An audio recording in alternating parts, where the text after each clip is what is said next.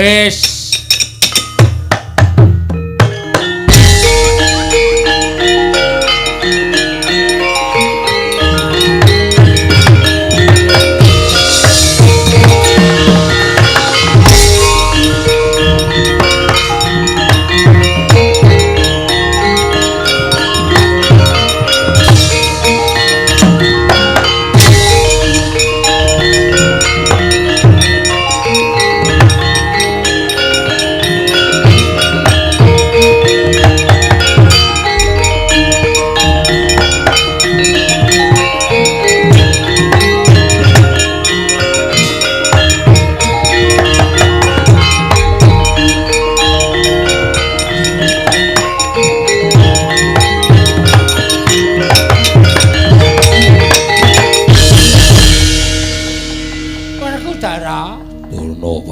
Piye?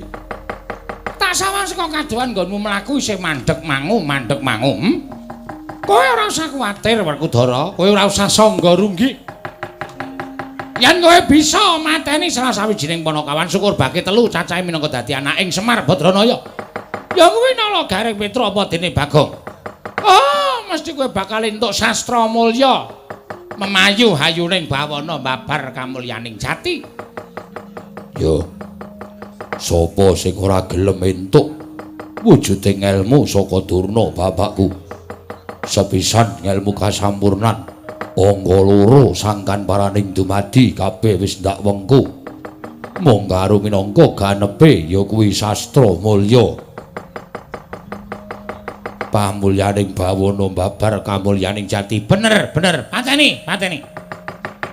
Kuwandane salah sawijining Panakawan tok gawane negara Ngastina. Nek wis tok aturake marang aku mengko aku bakal muja sesaji supaya kuwandaning salah sawijining Panakawan mengko ditampa dening panguwasaning dewa. Yen dewa wis nampa kuwandaning salah sawijining Panakawan mengko kowe bakal entuk liru wujuding ilmu sastra mulya. Memayu hayuning bawana babar kamulyaning jati. Kira-kira sapa sing arep jujuk dhisik? Apa Gareng, apa Bagong? Yen tumrap aku lho. Gareng ki ringkih, Bagong ki wong rada edan. Mula patine gampang. Anak Semar sing digdaya sing duwe kekuatan ki mung Petruk. Mula Petruk dhisikna. Mengko nek wis Petruk tok dhisikake nala Gareng karo Bagong mung kari gampang. Yo. Sagu. Ora sagu sapa apa. Upama Petruk mati. Wah, kuwi mung jejering Panakawan, mung jejering abdi. Pandhawa ora bakal kelangan apa-apa. Mangkat, Werkudara mangkat. Tak tunggu nang Ngastina. Yo, njalu pangestu Durna bapakku.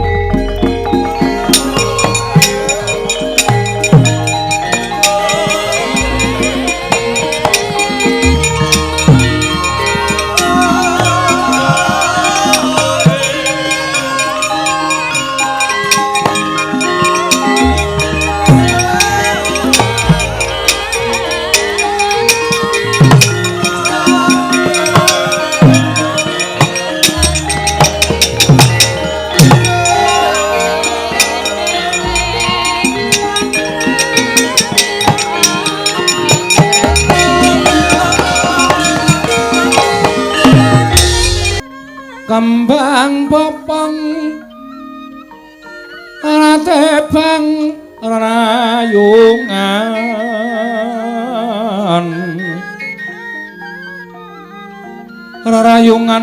longma lengkung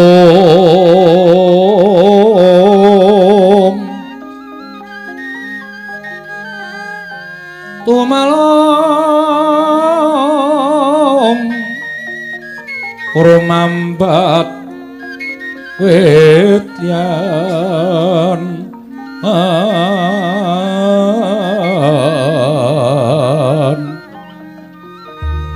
wis semu kang mawur raras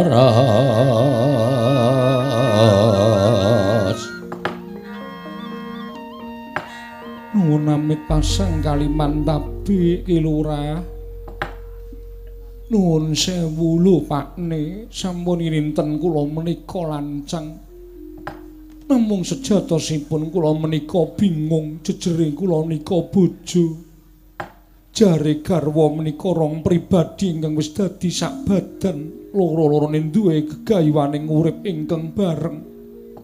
Ana tetembungan yen ngabot padha dipikul yen enteng padha dicangking. Ning kok mboten sak gedagan menika to Pakne. Sampeyan kok kaya wong bingung. Pendak-pendak ming kepengin sak pejagong rembug kelawan bali wisma wae mesti disingkur. Pendak tak jejeri mesti terus tindakan. Sampeyan ki jane kena ngopo Pakne? Nuwun sewu Bapa, menawi ingkang putra pun lengkung menika nandhang kalepatan. Menika lepat kula mapan wonten ing pundi? Menawi kula nandhang dedosan. Dosa menapa ing badhe kula sandhang dene kula wantun tumindak dosa kaliyan tiyang sepuh kula. Kaliyan Sudarma kula, Bapa. Pakne, mbok ampun ngoten to. Kula aturi paring pangandikan. Aja terus meneng wae ngonten niku. Kula niku ya wis kurang apa leladi karo sampeyan jarene nek esuk senengane teh kenthel gulane batu ya wis tak gaweke. Monggo wis dibesutke klobot. Le ajar besut wis suwe bareng wis iso besut kok tanpa disenggol. Jarene senengane jangan lombok. Ya wis tak olahke nganggo krupuk urang. Ya wis tak tukokke. Lawuhe tempe garit ya wis tak sediani. Kok mesu kendel wae. Wong aku ya wis goleki nendi-endi kula niku ya wis ngupaya isane entuk ndok asin. Panjenengan menika karmane ndok asin, anggere ora ana ndok asin terus ora gelem dahar. Pakne. Ampun kaya ngoten to. Kula mengke nek nganti nesu kagol kogelan ati kula. Kula lunga lho saka Karang Tumaritis. Kula aturi ngendika Pakne.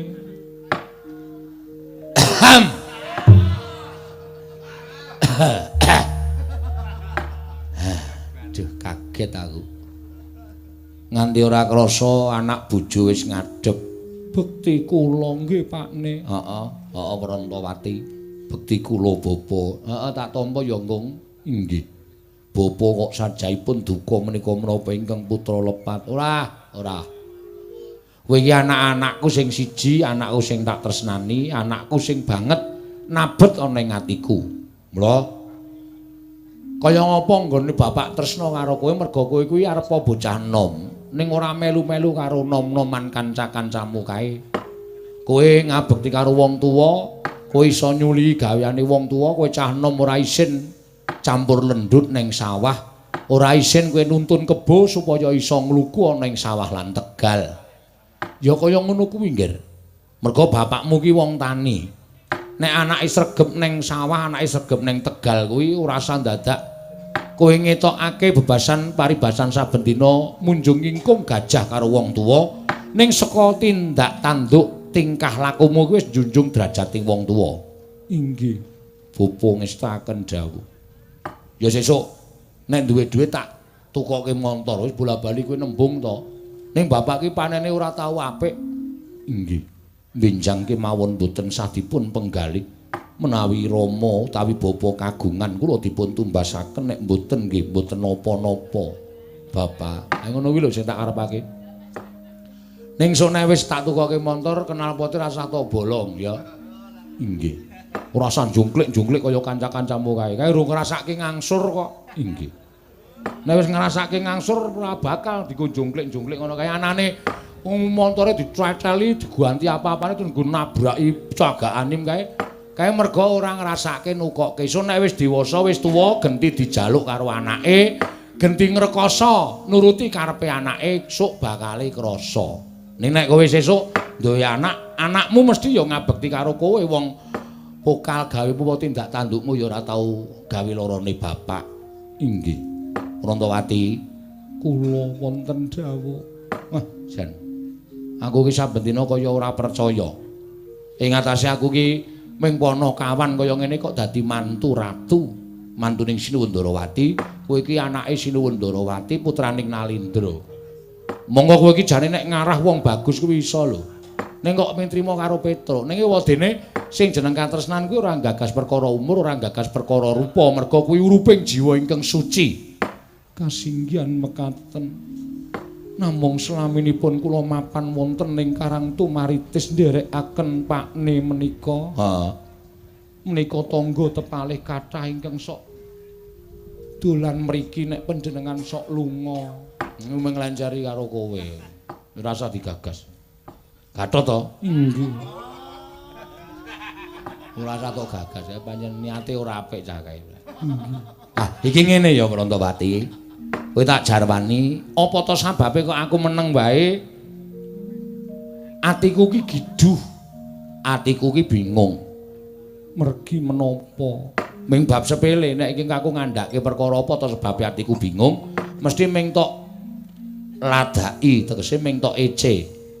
Mboten kilora mboten Pakne kados menapa. Aku ki ngimpi, kok impenku kegawa tekan saiki. Impenipun menapa? Ngomah kene kaya duwe gawe gedhe. Ngomah kene kaya duwe gawe gedhe, tarup genggeng ngendi-endi papan tangga teparo do teka, do rewang, do masak, wis kaya ngono kae. Aku ki bingung. Loh, lah kok omahku kok ana duwe gawe mongko barang tak sawang ana kursi manten loro. Aku kaget, lho sapa sing arep dadekke manten? Selasa kliwon aku ngimpi kaya ngono. Inggih. Jemah kliwon bajure, bajute. Aku ngimpi. Lah kok dumadakan jroning impenku ki sing didandani manten ki Petruk, bojomu. Mongko ujare wong akeh ngandhake ngimpi dadi manten ki bakal cepak patine. Monggo bareng tak sawang mantene wedok ora ana. Lah iki tegese ora kok cepak patine. Ning Petruk ki ana sing arep jangka patine Petruk. Saiki jujur wae. Pancen aku curiga karo kowe. Aku cubriya karo kowe. Cubriyanipun menapa? Sakliyane karo aku kowe jane sambung tresna karo sapa? Pakne niku nek ngendika mbok sik apik aja sok nglarani ati. Kabedhaododo kula kapendheta manah kula menika namung tresna kaliyan panjenengan. Yakin? Yakin saestu. Sumpah? Inggih sumpah Ki Lurah. Ora ana wong liya tenan. Mboten wonten. Sing jeneng Prantawati iki kowe. Sing tak timbali kowe wangsulan sing apik karo aku. Kula sampun wangsulan lahir batos. Kula mboten badhe tumindak aneh-aneh. Lah nek ngono pancen ana wong liya sing arep jangkah karo patine Petruk. Nek kowe ora duwe wong sing tresna karo kowe terus ngarah karo patine Petruk iki aku terus arep golek iku carane piye? Kula piyambak ugi mboten mangertos caranipun kados pundi. Piye kok? Kula mboten tumut-tumut perkawis menika Kanjeng Rama. Kula menika lare sak menika. Tegesipun kula menika mboten pitados kaliyan impen. Namung kemawon kesangeten Kanjeng Rama menawi gagas perkawis pasumpenan. Ora perkara kebangetan gagas perkara impen. Ning aku ki ngrasake impen kadangkala ana kasunyatane merga impen kuwi ana sing dipetung. Puspa tajem kadoro dasih kuwi impen sing bakal nemai mekaten. Mongko impenku kuwi tibane tiba puspa tajem utawa kadoro dasih. Lah iki terus carane lek arep goleki sapa sing arep mentala mateni karo Petruk ki carane piye? Kula nderekke mawon. Kersanipun kados pundi? Prantawati piye? Menawi panjenengan gega dhateng atur kula. Heeh, karemu. Menawi panjenengan kepareng gega dhateng atur kula sakmenika dipun pancing kemawon. Awalesane tegesipun mboten kok mancing wonten ing toya menika mboten supados tiyang badhe mejahi panjenengan menika rawuh wonten ing wisma menika Ki Lurah Petruk kula aturi etok-etok seda. Maksude panjenengan etok-etok seda dadakan lajeng mangke kula krukupi jarik terus kula tak bengok-bengok nangis mangke nek tangga teparo do teka ketok lho sing seneng kali sampeyan mati kali sing mboten seneng menika ketok Sing ora seneng ya tegese lahir batin tresna kalian sampeyan, ning nek sing seneng sampeyan tekaning pati ya niku wong sing arep tumindak ora apik karo sampeyan.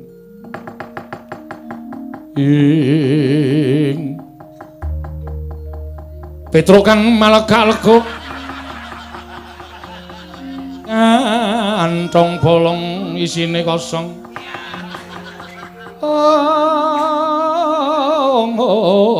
Yambu yambu nawasungge.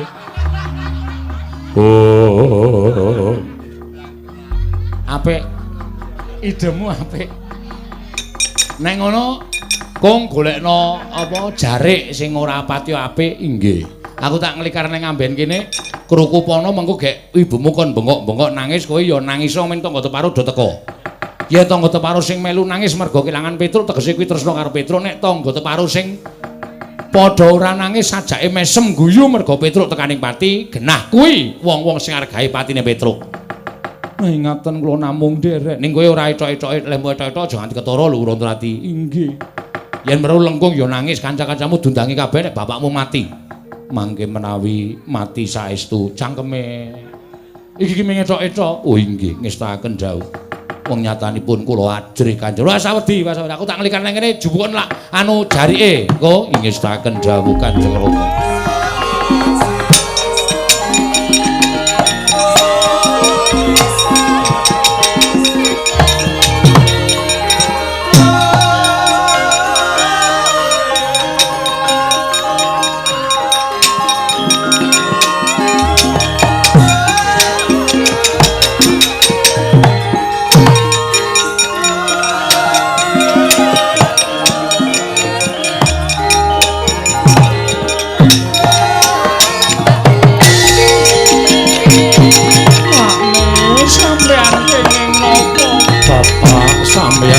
Nopo bapak Lengkong bapakmu kena ngopo tenguk-tenguk kok terus geletak bareng tak mek-mek awake kok anyep kabeh bapakmu mati Lengkong. Aduh biyo ibu bapak kenging menapa mboten ngertosaken paranipun nedengipun lenggan terus kados mekaten kawontenanipun matobat Pakne kula mboten saged dipun tilar piyambak lho Pakne.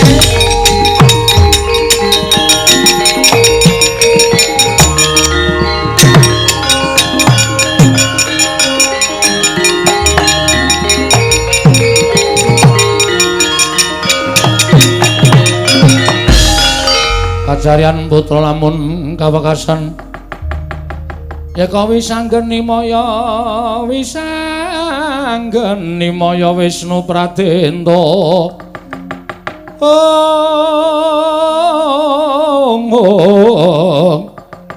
wisanggeni maya Wisnu Pradenta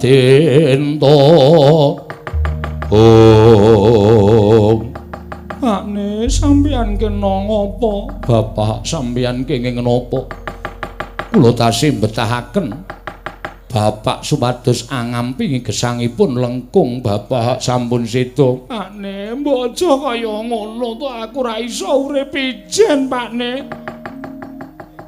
Lengkung? Lengkung Kesuma. Nyuwun pangapunten kados Raden Wisanggeni. Iya. Warantawati. Tobat. Raden kawontenanipun semah kula kados pekasan.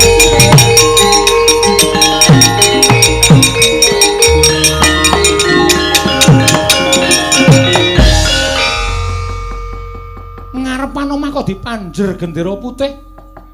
Iki sapa sing ora ana? Ngaturi Mas pausaken dhateng kawontenanipun ingkang ngabdi pun Kilurah Petruk.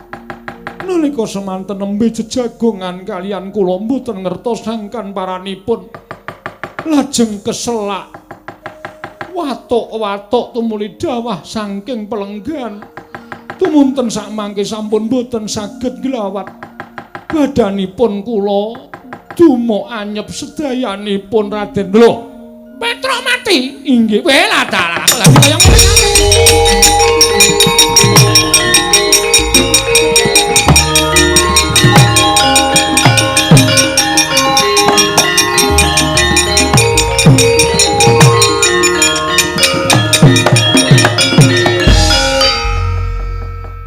Ya wis nek ngono aku ngucapake bela sungkawa ya Wrantawati. Inggih, Raden. Wis ora usah kuwatir mengko kowe ora usah bingung. Petruk mengko dipendhem ning endi upama nganggo Prabaya aku sing ngragati. Yen perlu slametane Petruk kowe ora usah matur para Pandhawa. Tak slameti nganti tekan rampunge nggone nylameti Petruk. Matur sembah nuwun. Matur suwun Raden. Ya padha-padha. Lah kok edan temen. Ning ya wis ora apa-apa wong sing jeneng pati uripe menungsa kuwi gumantung marang panguwasaning dat kamurwing dat. Ya kuwi lho. Mula tak jaluk kowe kabeh kuwi percaya karo panguwasaning Gusti. Merga Gusti kuwi nitahake titah ning alam padang kuwi anut marang kuwasaning lan kodrate. Inggih. Bojomu lagi tenguk-tenguk mongko ngombe wedang keselak tumuli tekan ning pati. Kuwi mbok menawa dadi kodrating Hyang Mahanasa. Inggih. Luwih akeh sing nalika semono lagi ngopo-ngopo mongko ora ngerti dodok selaing perkara wekasan tekaning pati kuwi kabeh dadi panguwasaning sing gawe urip ming kudu ikhlas. Matur sembah nuwun. Lah kepiye meneh wong dadi kersaning sing maha jagat.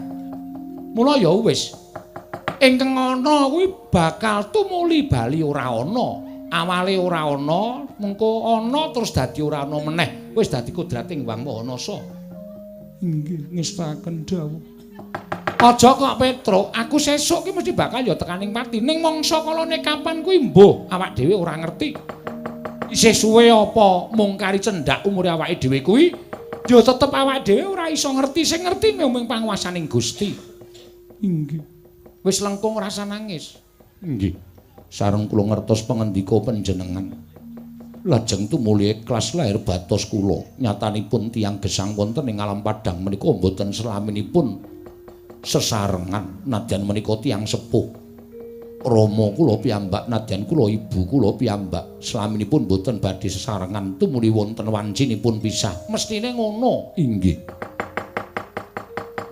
Mula dadi patuladan lan kaca benggala wong urip ing alam padang kuwi nyuda tumindak ingkang adigang adiguna. Nyuda sumangah sesungaran sombong umuk kekuwataning menungsa kuwi sepira. Paribasane mung bleduk ana ing astane sing gawe urip. Inggih.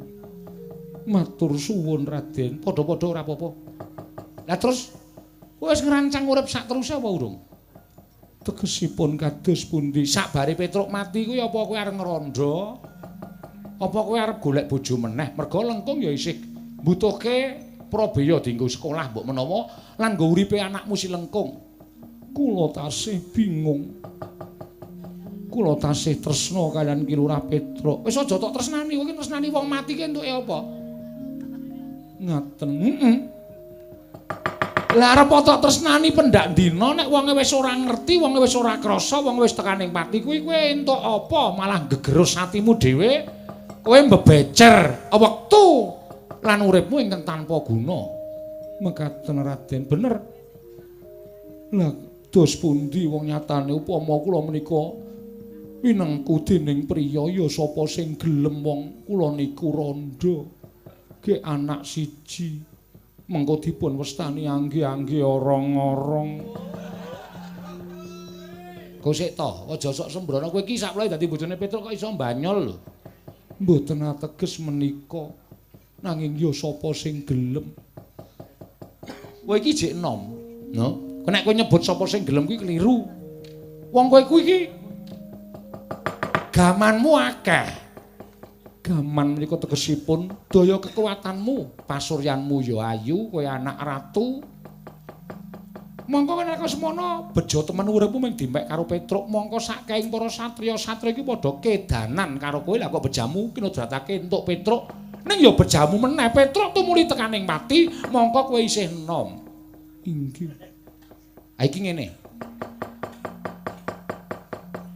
Iki mung upama lho. Inggih. Bangane kowe diwengku wong kana-kana. Nggih, tur aku ki rak ya isih muda. Tegesipun kados pundi?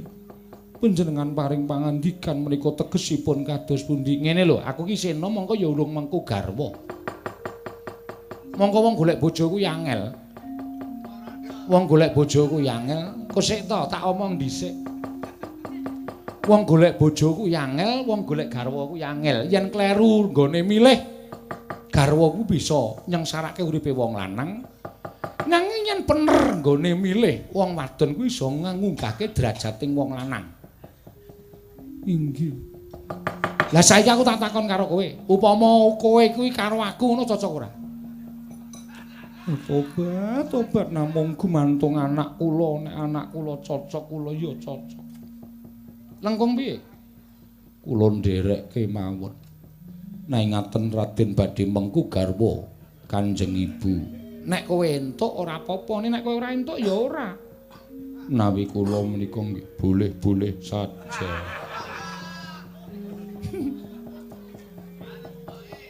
Iki anak Petruk ya senengane mbanyol, boleh-boleh saja iki basa ngendi. Menawi kersa monggo Kanjeng Ibu, menawi tresna inggih monggo, mboten menapa-menapa leres ngendikanipun Raden Wisanggeni. Nunggoni wong mati. Menika mboten badhe pikantuk menapa-menapa. Menawi Raden saestu lair batin kula pasrahke mawon tinimbangane urip kula namung kleyang kabur kanginan sarah mungguing lautan. Wastra lungset ing sampiran langkung-langkung dadi rondo menika wis dijinjit-jinjit le mlaku isih dirasani tangga teparo. Bener, lha inggih. Mila kula nderek kalian panjenengan kemawon Raden.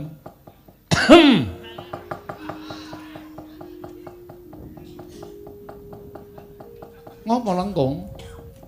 Wonten mayit kok dehem. Sing jenenge wong mati kuwi nyawane urung iso ado-ado saka ragane.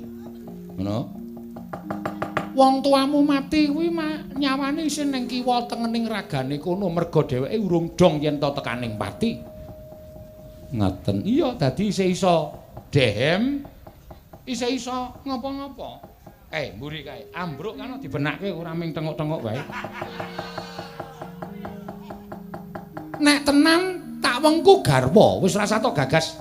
Saiki ngene, lengkung ngetutke ibune ning Drepsila Geni, aku tak ngrukti kunarpaning Petruk kantong bolong.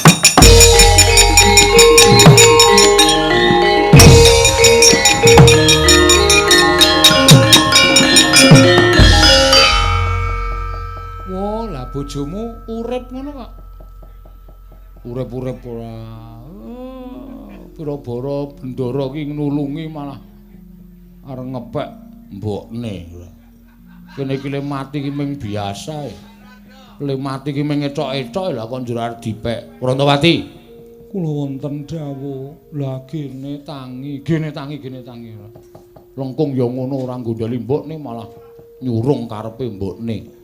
Inggih. Lah kula menika ya Rama menika ya ming pimpen kok digagas banget-banget. Mula gandeng ana Ndara Wisanggeni iki impen iki arep tak aturke Ndara Wisanggeni. Merga piyai kuwi apa piyai pinter.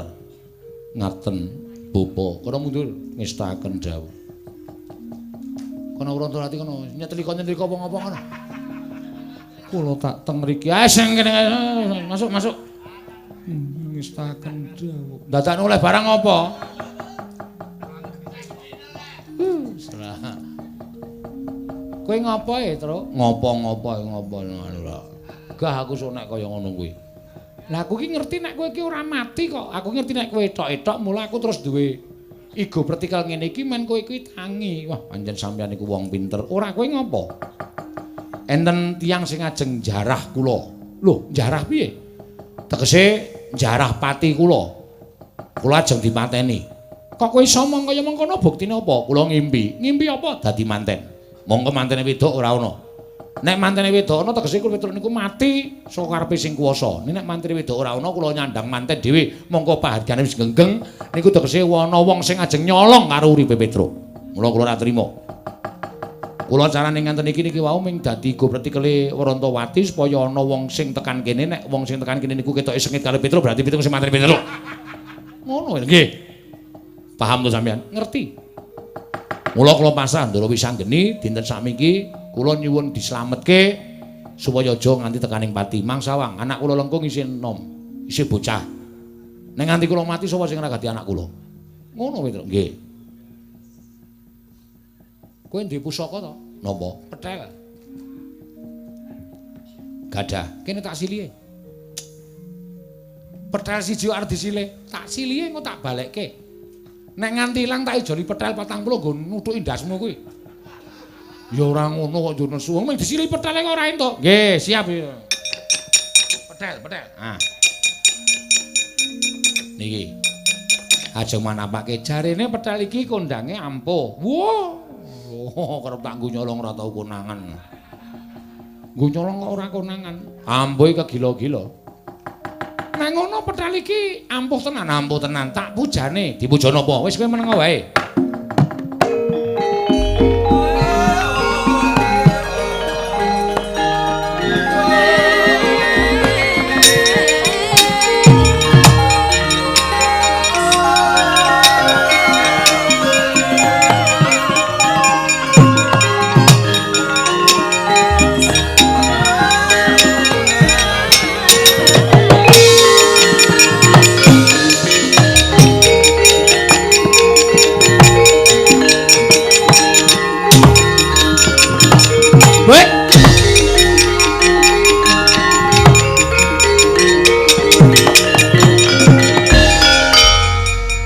Sampeyan gawe masalah iki.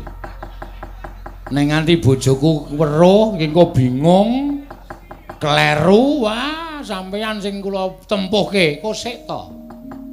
Arep bentuke padha nek sandangane beda to. Lah nggih, niku nganggo iket nganggo surjan kok. Ning rupane plek jan ora geseh. Nek ora cara ngene iki kowe mesti bakale mati. Mergo kowe ana sing bakal jangka patimu. Jane sinten to? Kurawa. Lho. Kurawa? Iya. Nek ming Kurawa iki kula wani, Kurawa dipandhegani karo Bapa Jodipati. Bapa Jodipati Raden Werkudara. Iya, Petruk. Wah, lah setan ora.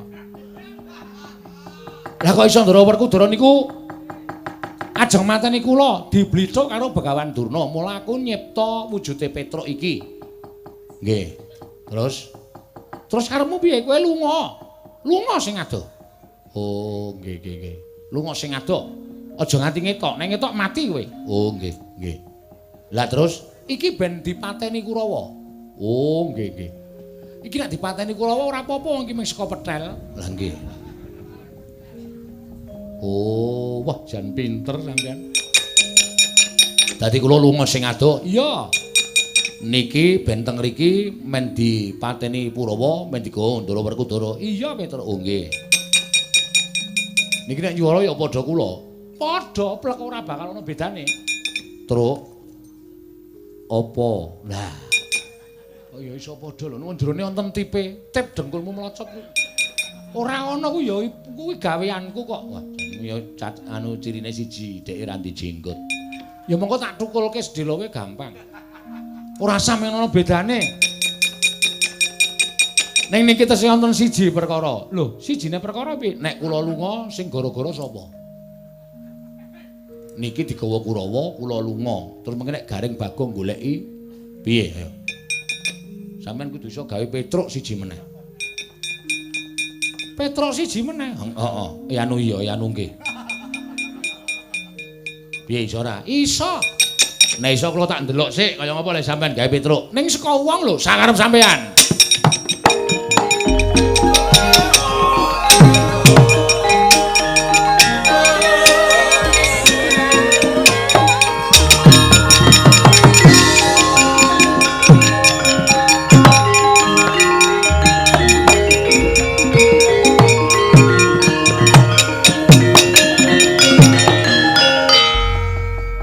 Kaget tak undang, Kang. Oh.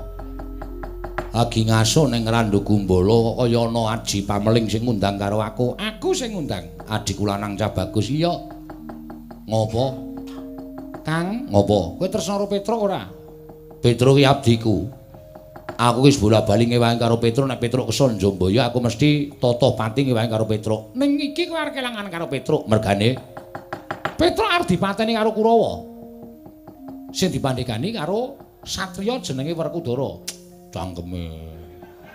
Iki bapakku kok. Lah iya aku mung ngomongke kok.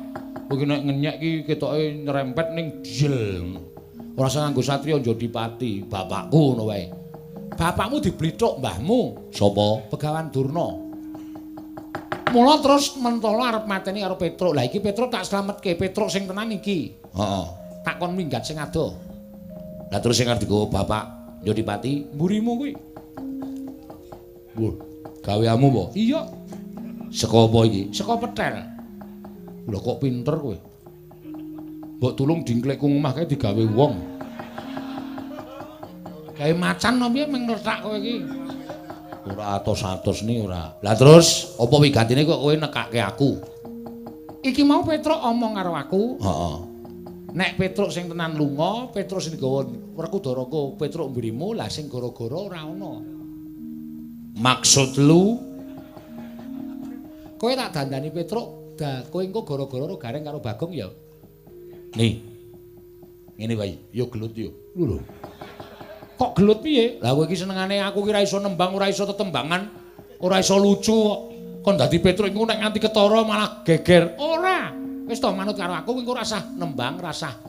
Kowe engko ora sah bawa lunging gadung barang ora sah. Yo. Pokoke meneng, kowe nek dijak omong garing ya wangsulan, nek ora dijak omong garing ora sah omong. Engko nek garing curiga karo aku, Cubriya curiga. heeh cubriya karo aku. Wis pokoke kowe ora sah omong. Oh iya. Manut aku, wah jan setan tenan. Yo ditenono suwe tak kon dadi gareng. Men tak toklek sikile siji. Tak toklek wis meneng wae ya. Ngampet ambekan. Wis aku engko bakal muja karo kowe. Nek kowe tak puja kowe bisa dadi Petruk. Ki arep tiru-tiru Bagong kowe ya. Ajar ora. Wis tak pujane Kakang. Yo.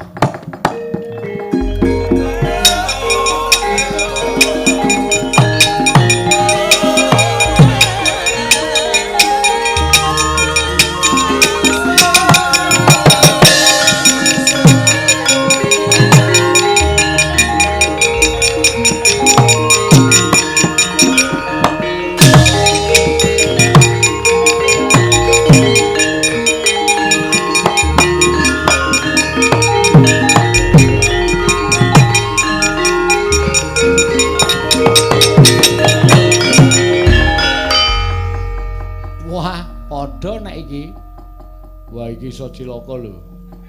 Aku dadi sampean kok pinter gawe sapa-sapa iki kok wah nyemelangi napa ngono.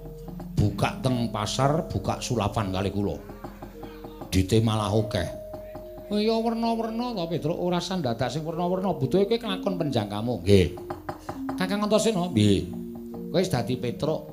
Iya. Engko kowe neng Ngororombo. Oh iya. Ngenteni gareng karo Bagong gara-gara ning kono. Oh iya.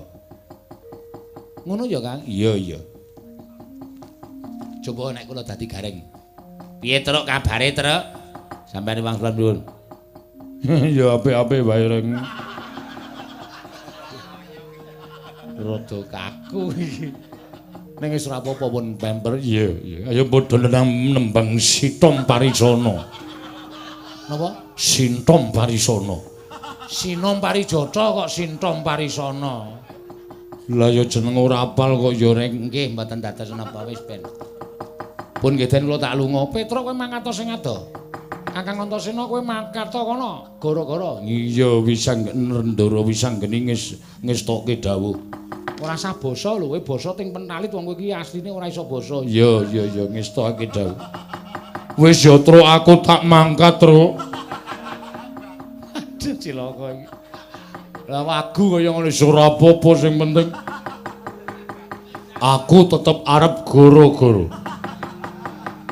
Rewel ngene salah ngono salah. Rewel Ora usah nembang. Wegah aku. ngomong terus terang terus pelep Malah tampa utawa bolam barang ora. Ngono. Petruk mlayu sing adoh. Petruk kedadean saka petrang nek ana wong tekan kene kuwi arep digapak-gapake manut. Ayo saiki padha ngayahi kewajibaning dhewe-dhewe. matur nuwun nggih Den.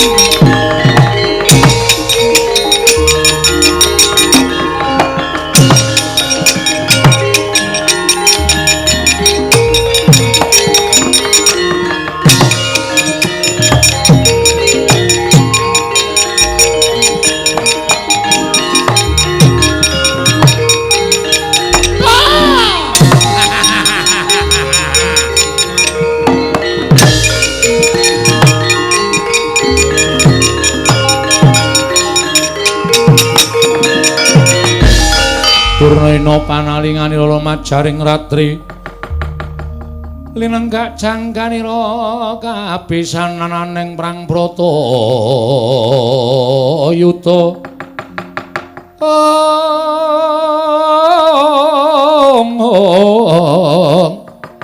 aning Prang Bratayuda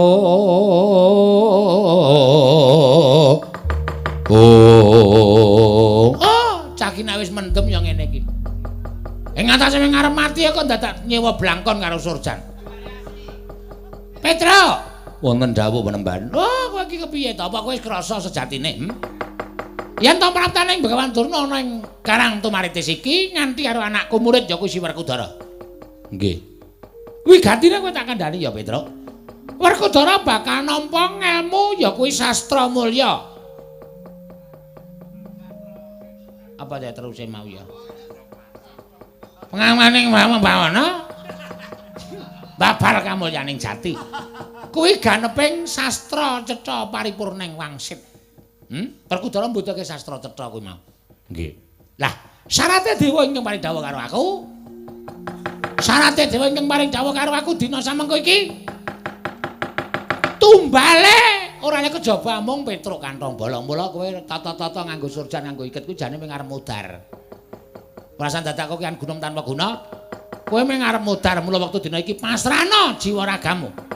Pasrahno jiwa ragamu karo Begawan Durna. Kowe bakal tak boyong marang negara Ngastina pateni, Petruk. Cumangkah anggro sesumbar lindu bumi kunjing kumaluduk kontor katup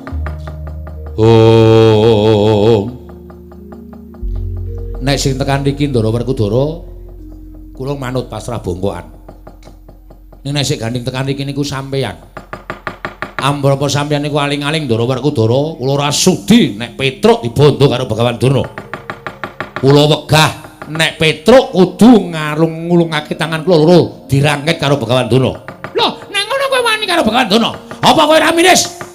Nggonku tekan ana ing Karang Tumaritis iki mboyong Karang Si Werkudara. Kula mboten ajeng wedi. Nek Ndara Werkudara dereng ketok kula mboten ajeng teluk karo sampeyan. Oh, Petruk kantong bolong kowe ora usah ngayal. Kowe ora usah ngayal karo Begawan Durna. Manut to, yen kowe ngayal aja lakon dosa. Apa lakon dikeroyok dening para santa kula.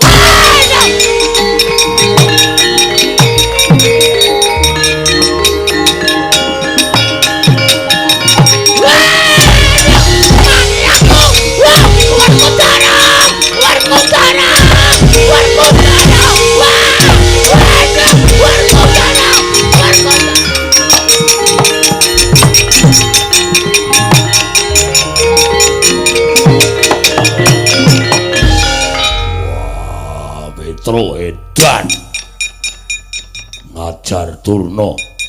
Wen sadurunge mati ya golek pemarem Jyotasi karo Pendhita Durna sih. Wah. Petruk edan. Durna bapakku. Werkudara.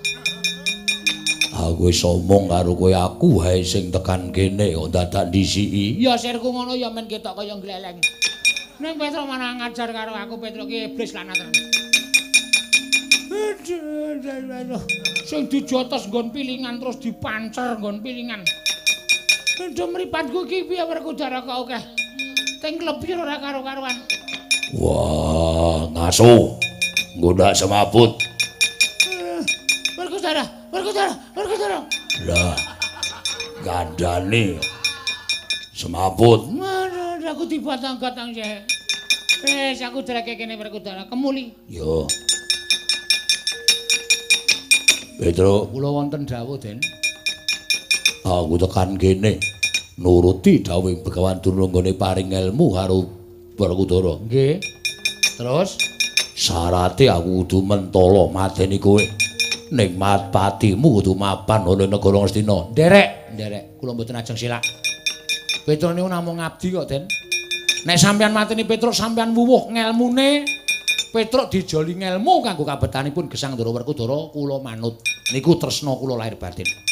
Nadyan Petruk tekaning pati, nek Ndara kula Werkudara niku entuk ngelmu sing migunani gesangipun Ndara Werkudara, kula ikhlaske, mboten ajeng kula tutup-tutupi. Kula mboten ajeng silak. Pun monggo mati cara napa mawon kanggo kamulyaning Ndara kula Pandhawa utaminipun Ndara Werkudara kula manut. Bagus.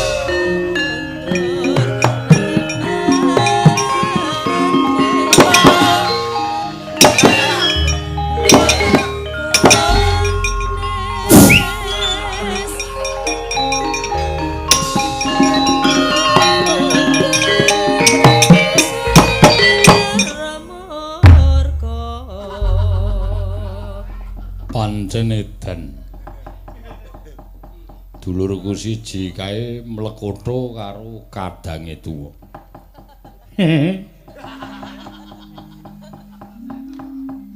Piye lek ku arep miwiti monggo ya wis tak anggep sagu. Lah. Matur sembah nuwun kagem warga Ploso Dadapayu. Semanu dalu menika ingkang sampun kepareng nimbali dhateng Petruk sak rombongan.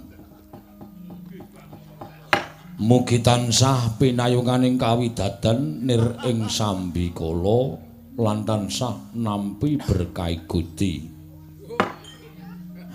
Matur suwun, matur suwun.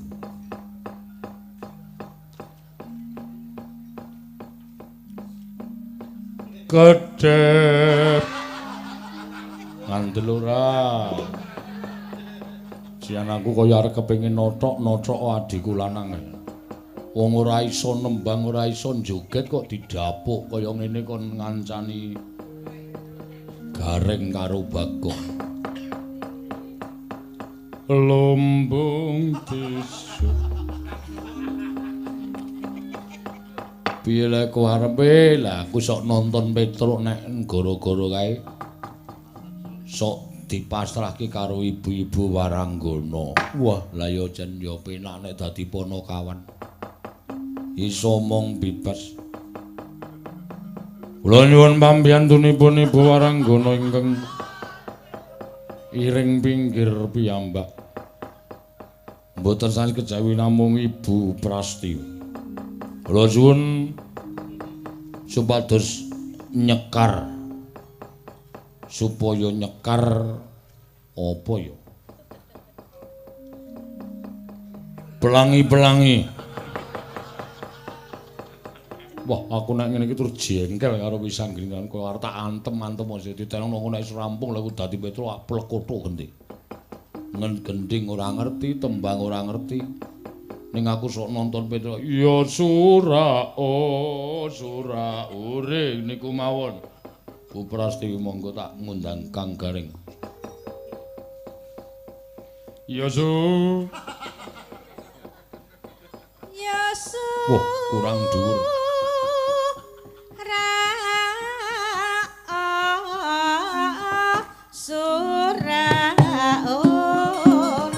Oyo.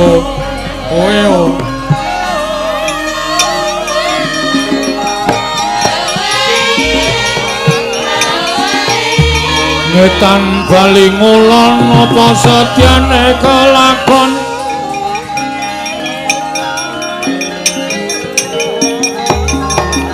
Tan bali ngulon apa setyane kelakon. Jangono no piye. Oh ao oyo.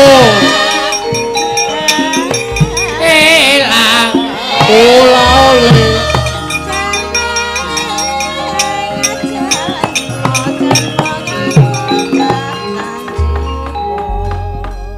Tanten ikit mau Kang Gareng. Kowe ngapa terus suaramu kok beda karo adat saben iki ngapa? Masuk angin po? Ya ora. Slamet to Kang Bagong. Lho. Iki adimu kok Kang Bagong. Oh iya. Slamet to Gong. Pangestumu apik, Tru. Kowe Kang Slupan demit ngendi? Kok dadi omonganmu beda karo adat saben. Piye Kang? Iki sowan ana ing Laladan. Kalimantan Barat. Iki ngapa ta cah iki kok kaya edan ta cah iki? Iki nang Ploso Ndadapayu Semanu adicara merti dusun. Kuwi apa kuwi? Iya engko nembang kuwi apa kuwi rasa. Kowe kena ngapae, Truk? Muga aku semelang kowe iki nguyuhi bok apa nguyuhi wit gedhe. Engko Kang Supan. Presake saya. Nek rada masuk angin kok kaya suaramu ki klokor-klokor. Ora Kang Bagong. Kang meneh. Aku ki adhimu. Oh iya nding lali silsilahe lali aku. Mbarepe iki aku nomor 2 kowe anake Semar, nomor 3 ki Bagong. Ki ragil dhewe. Kowe nek nyeluk Bagong ki Dik. Oh, Dik. Iya, Dik. Heeh, ora Kang ndakku ora wale. Awak dhewe minangka dadi sing diaturi utawa sing ditimbali sowan mrene ming melu ndedonga. Bismillah. Kocike. Banjur arep bismillah. Ndedonga ngersane Gusti, mugi-mugi dusun Ploso Ndadapayu kene tansah pinaringana ing katentreman. Tansah pinantuing guyub rukun bandul rompul. Ulupis kuntul baris. Nggone padha mbangun dusune dhewe-dhewe. Ya dusun Ploso Ndadapayu. Kecamatan Umbulharjo. Kecamatan Semanu. Oh iya Senamu. Senamu ora.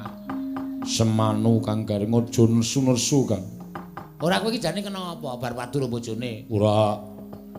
Lah ngapa? Awake ra penak? Penak. Lah ngapa? Gregesi? Ora. Lah kok suaramu gedhe banget ngono ki apa? Ku nek nembang ya rekoso to engko. Ora aku arep nembang Kang. Aku sengit karo gamelan. Lho. Biasane kowe iki tresna karo gamelan, tresna karo uyan-uyan. Mbuh, bengi iki aku kok kaya ora cocok karo gamelan. Mula engko sing nembang Kang Gareng karo Kang Bagong. Kang meneh. Ana Dik Bagong. Heeh. Jan selip iki. Wah, aku kok malah wedi ya. Suarane kok gedhe banget nek kenggonan gendruwo ora. Ya ora kaya Petro kaya. Ya, Truk ya. Ora. Ora to. Andane ngayal ya ora. Muga-muga sing ditantur iso tukul arwana. Tukul tok kok tukul arwana ora. Ngrembaka woh-wohane, ngrembuyung gegodhongane. Saengga iso panen luwih saka tinimbang taun sing ngarep kepungkur. Ya, iya Kang Gareng. Iki ayo ngaturke panglipur karo para lenggah. Ya ayo Kang Gareng, arep nglipur apa? Arep buka apa Kang Gareng? Atur panglipur tembangan sing kepenak, guyon maton sembrono parikena sembur-sembur adas sing ora dadi waras sing ruwet dadi tuntas. Iya. Sing nembang kowe karo Mas Bagong, Mas meneh, Dik Bagong. Dik Bagong. Ah, kowe ora nembang apa, Truk? Aku lagi ra seneng krungu swara gamelan Dik Bagong. Wah, ngapa sebabe kowe ora pecinta kesenian to? Aku lagi ra cinta. Lagi wegah. Ya, nek ngono aku tak nembang sik ya, Truk. Monggo, monggo. Monggo Kang Gareng. Milih Waranggana. Ah iya, wong tuwa iki nek Waranggana nek ora milih ndak ora jos. Iya, Waranggana. Kok wis dikemul iki arep dikirim apa ya Kang Gareng? Arep dikirim nendi ora?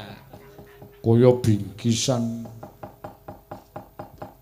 Penbarang guru do kemulan kabeh Karang ki adem ya minta ampun kaya truk raiku ya wis kandel-kandel.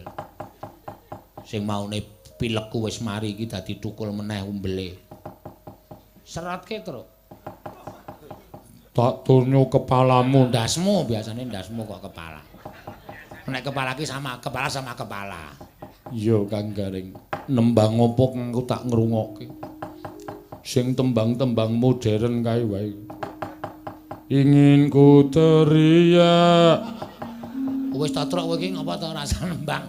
Anteng kok tak tembangke. Yo minta maaf Kang Gareng.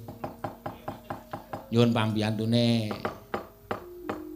Ibu Wahyu ya, Gong. Apik rasa jak omong petuk ndak mulai mumet. Bu Wahyu arep nyekar apa? Iki mau ana sing nyuwun sing kon jero nalika ning transit mau. Nalika nendi Kang Gareng? Transit. Oh.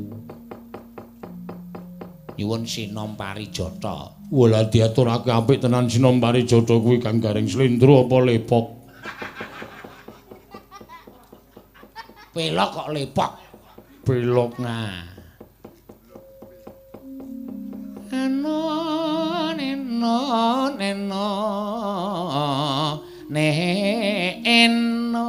wah penak tenan lho. Wah. Gironge sing lanang Seniman sing wadon Seniwati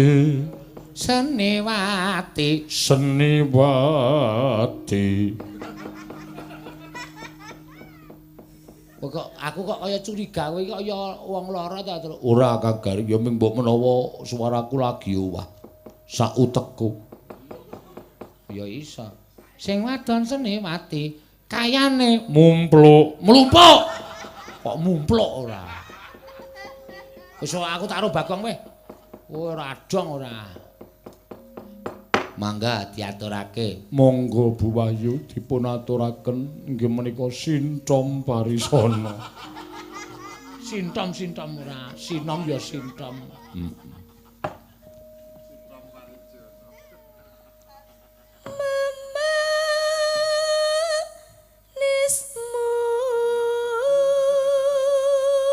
Kok kaya kecap. Iki hubungane apa kaya kecap? Kecap-cap manis memanismu. Meneng. Apa turu kono, turu gledak. Manuteke encer kono. Gawe turu. Moh ora ngantuk kok kon turu. Aku arep goro-goro. Ngisro ya kowe iki. Omonganmu teng celebung ora karo-karoan. Hangu jiwat. Kok mengar jiwet wae lho. Gemes aku Kang Gareng. Ayo.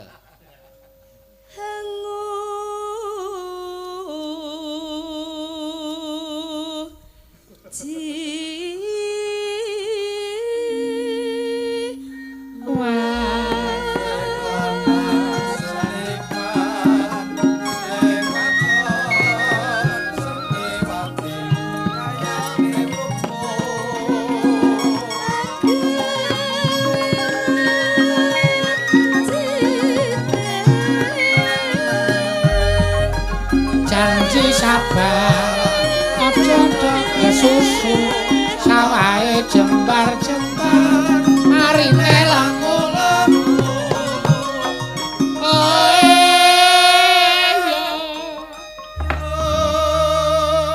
kira ngalir ayo isi kelingan to Truk. Janji sabar aja dok susu sawahe jembar-jembar marine lemu-lemu. Bener Kang Gareng. Janji sabar mesti entuk susu. Aja ndak susu. Petro tak pacar modar kowe. Janji sabar aja do kesusu. Wah, kowe entuk antil modar. Sawahe Jembar-jembar susune lemu-lemu. Iya marahi ya iki. Salahe kok kleru apa itu girongan kok kleru. Sawahe jembar-jembar Parine lemu-lemu ya Dan wis mumet aku malah ngrasake Petruk iki. Teruske penak banget Kang. Apane sing penak? Pite. Sing ngepit ki ya sapa? Wong iki tetembangan kok pite-pite ora. Kene truk tak dedeg cengelmu kene. Mbok menawa kesleo. Ora Kang Bagong. Kang menah. Ora Dik Bagong. Wah, jan wis iki ketoke kaya ora arep rame iki. Petruk jan petruk. Ya. Lara apa? Mbok disuntikke. Kuwi cakepan ya nyok. Lara apa?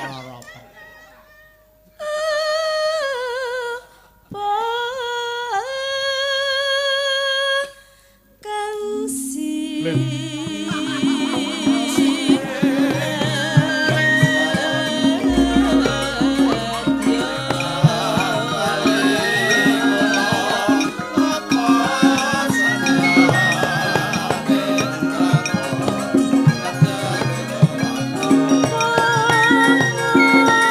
Tak kuntung tak detak kuntung.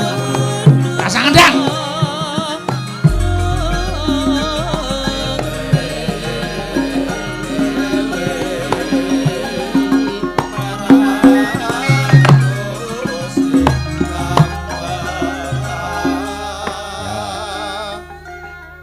Nek cara mbiyen tembangane girongane ora ngaring kodhok ijo mlebu jaring. Lho, nek saiki wis ganti, saya modern, saya milenial, ora ngaring kudu eling kang peparing, ora kok ming kodhok ijo. Iya Kang. Kodhok ijo. Iya. Ora ngaring kodhok ijo mlebu Eling. jaring. Kowe iki ngapa jane Truk? Delok-delok awakmu anget ora to bathuk iki? Iki ya normal e panase iki. Mangapa? Ha. Oh, ilate ya ora putih kok. Nek teleke putih Kang Gareng. Kaya pitik gering wae. Iya. Teruske Kang Gareng. Kepati. Ora kepati. Cakepane beda.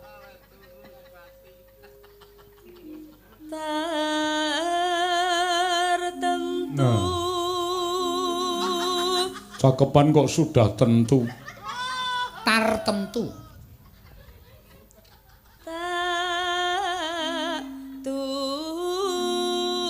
Waduh.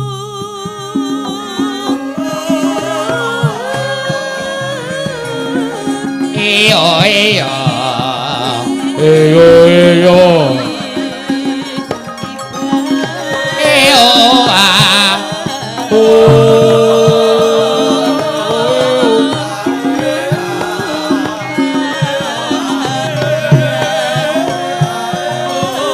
Mampir Mas, monggo mampir. Mampir. Apa sida napa ora? Mampir.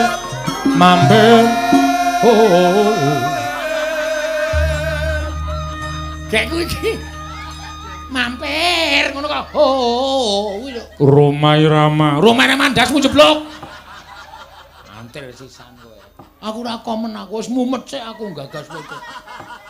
Petruk iki nek ora domongke bapak, iki mesti kenjingan demit ngendi iki yakin. Kowe mau nglangkai kijing. Kijing miring. Kijing miring. Kowe iki nglangkai kijing ora? Ora Kang Bagong. Kang meneh. Dik Bagong ora. Ora kok omonganmu kaya ngono. Kuwi marayaku cubriya. Wis ora usah dadak gagas aku sing penting sinome dintekke. Ah iya. Ning ya dingengehi sithik. Menono ponine. Nek sinome dintekke teneh melingsi. Udah. Iya. Kang Gareng aku moh nek anarkis. Setan ora. Ya dirampungke. Iki engko gerongane tegane Kambil ijo. wah. Saking tak apalke nek kuwi. Bejane Sing kambil ijo. Sing duwe bojo. Waton aja loro. Yo mangga. Urung tekan kuwi kok ya.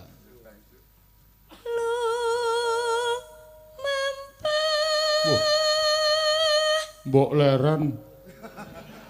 Ngapa Mas? Kok mlaku terus lumampah nganggo leren ndak sikile kesel. Kowe iki cakepan ya, Truk. Tak suduk keris wetengmu kowe.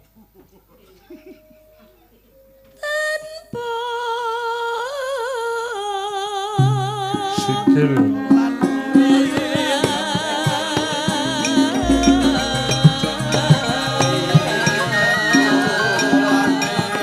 Aja lali agamane, lali agamane.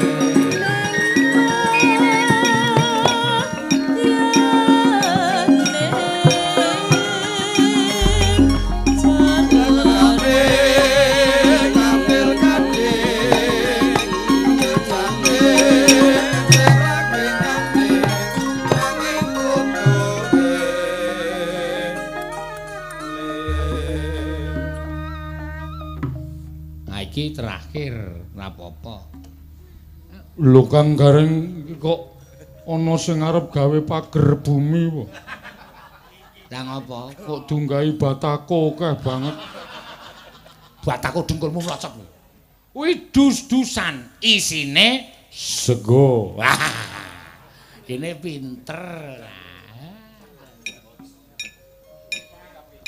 Wedang kok ireng dicampuri Kopi kayak kopi. Oh kopi.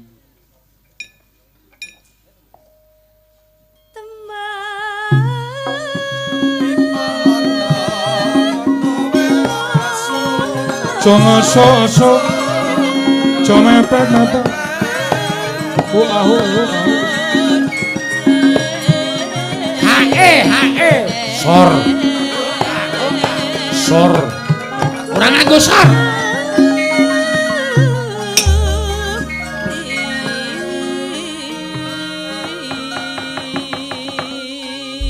Wah.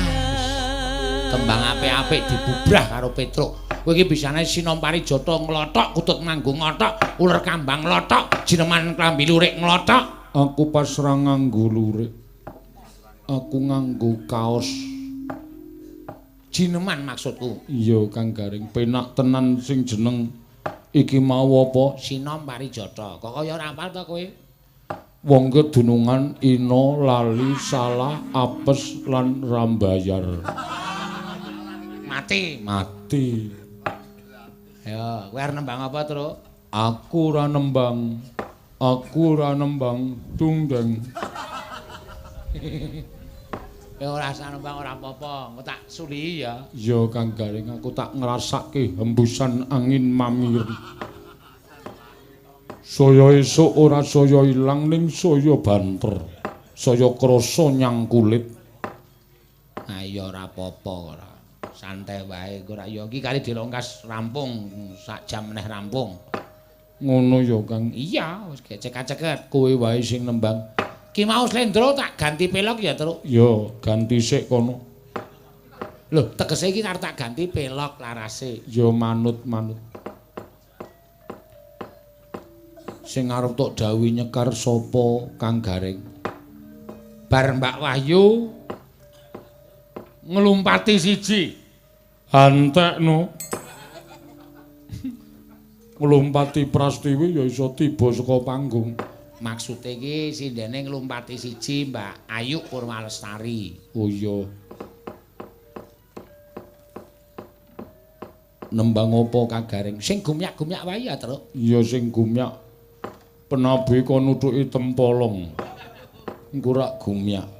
Tak nyuwun pambiyantune Mbak Wayu supaya bawa terus engko ditibake gugur gunung. Lah seneng tenan aku Kang Garing. Ning diresiki sik ndak mampu. Kok diresiki sik ndak mampu apa? Lah jare dubur. Tak tonyo muter. Gugur gunung. Oh, gugur gunung. Ndak slentang-slenting. Keringete sing Ayo, Mbak. Bawa pilok barang ku ya paling ora ya apa dilanggamke sik, Truk? Manut dilanggarke sik, dilanggamke sik ya ora apa-apa. Langgame apa? Wis suwe nggonku ngentan wae. Wis suwe kowe tan Lanone kowe tan citra. Lah kuwi apik banget. Lanone kowe tan citra.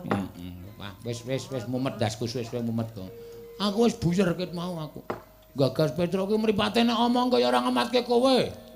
Kaya ning dunia lain nek Petro ki. Wis ben tak apa-apa engko diaturke bapak kok beda karo adat sing wis ora. Seliramu. Kiraku kowe tan citra. Nano.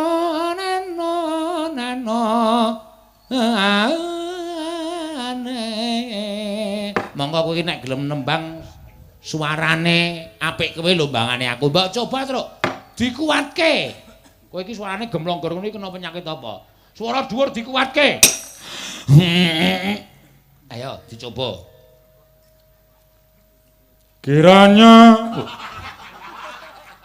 Kiraku aja basa Indonesia. Kiraku kowe tan citra. Kok kiranya? Kiranya kuwi lagune Dewa 19. Kiraku kowe tan citra. Kok iso kaya ngono ya, Gong? Mbok aku wis habis pikir aku. Matke Petro ki kaya piye ngono lho. Amung tak ansah tak enteni. Wis asa nembang. Hup meneng. Anteng. Sikut merotol. Padake ora. Ngapa heran katut angin. Arep balik kok angine gedhe nganti katut.